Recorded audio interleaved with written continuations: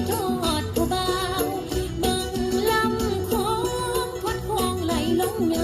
วๆอย่างคือหัวใจผู้บ่าวอย่างคือหัวใจผู้บ่าวบอกหักสาวลาวแล้วไปเย็นสาวไทย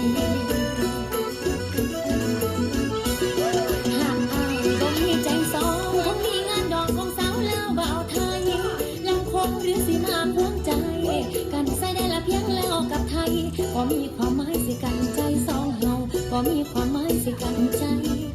สองเฮา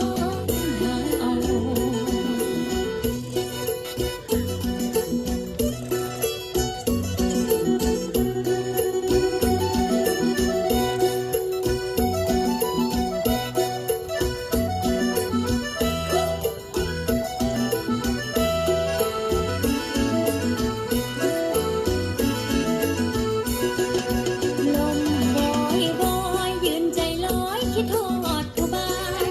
เบิ่งลำโค้งวัดโค้งไหลลงยาวๆอย่างคือหัวใจผู้บ่าว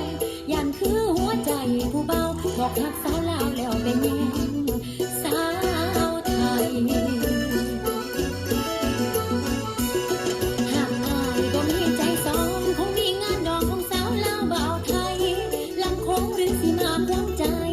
กันใส่ได้ละเพียงแล้วกับไทยบ่มีความหมายสิกันใจสองเฮาบ่มีความหมายสิกันใจ